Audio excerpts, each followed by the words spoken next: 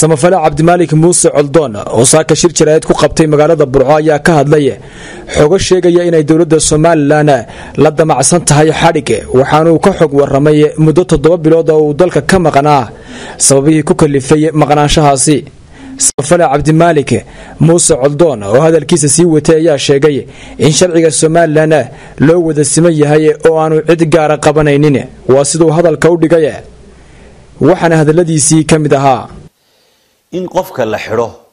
oo xorriyadiisa si fudud looga qaada waxa iska noqotay wax iska caada laakiin hadii la xirayo xamar iyaga iga dheereeya iyaga la leh xiriir muuqda iyo mid qarsoon hadii la xirayo warbaahintayda iyo wararka aanay jeclaysanayn taliska Muuse Biixi waxay noqonaysaa caburin iyo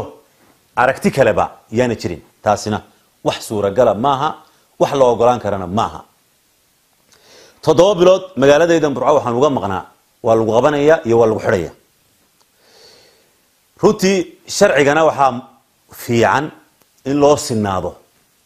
oo uu noqdo sharcigu mid dadka oo dhan xumahay wada qabanaya laakiin hadduu noqdo sharciga waratada ganaaxa wasiirkana gool u looga sidii uu sheegay Weersame sharcigaasi sharci maaha waxa jira kuwo aaminsan in iyagu Soomaaliland dadka ka xigaan in iyaga aan Soomaaliland looga baqayn oo midha iimaankooda Soomaaliland baa midha sareeya ayaan kuwa ku sifeeyay waxay kaloo ka aaminsan yihiin qeyrkood in iimaankoodu hooseeyo iimaankooda tabcan Soomaaliland inuu hooseeyo oo iyaga looga baqayo Soomaaliland waa la wada leeyahay cid ka sareysa ma jirto waxaasina wax loo ogolaan karo maaha runtii arrinkaasi arrin la aqbali karo maaha qaabkan wax loo wado oo taliska Muuse Biixi uu wado oo ah inuu xadhig u adeegsado dadka ka aragti duwan yani wax xalab maaha yani waxaana inoogu sugan oo lagu dayay oo dawladaheena jaarka haddaynu eegno Ethiopia kacdoon baa ka socday 3 sanadood kacdoonkaas waxay ahaayeen caburin iyo aamusin iyo xadhig way diideen dadkaasi maya bay yiraahdeen kumanaan baa kaga dhintay maanta waxa loo yeelayaa siday doonayeen